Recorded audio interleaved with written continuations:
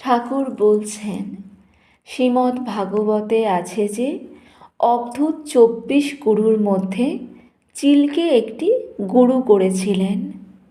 এক জায়গায় জেলেরা মাছ ধরছিল। একটি চিল এসে একটা মাছ ছোঁ মেরে নিয়ে গেল।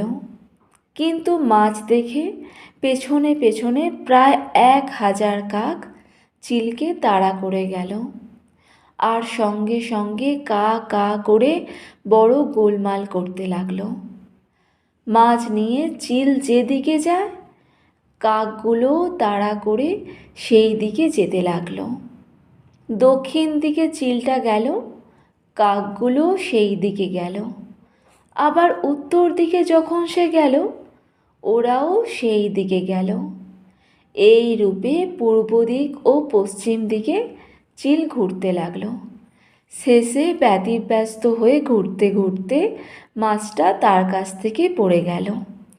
তখন কাকগুলো চিলকে ছেড়ে মাছের দিকে গেল।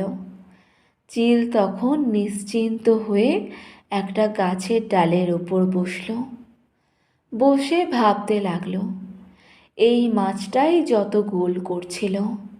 এখন মাছ কাছে নাই, আমি নিশ্চিন্ত হলুম।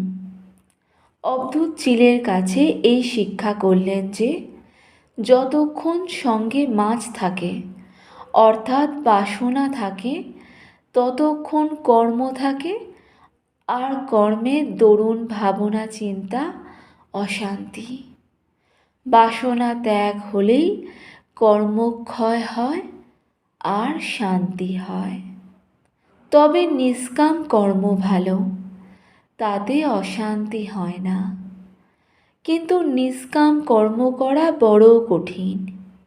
মনে করছি নিষ্কাম কর্ম করছি, কিন্তু কোথা থেকে কামনা এসে পড়ে জানতে দেয় না। আগে যদি অনেক সাধন থাকে, সাধনের বলে কেউ কেউ নিষ্কাম কর্ম করতে পারে। ঈশ্বর দর্শনের পর নিষ্কাম কর্ম অনায়াসে করা যায়। ঈশ্বর দর্শনের পর প্রায় কর্মত্যাগ হয়। 2-1 জন লোক শিক্ষার জন্য কর্ম করে।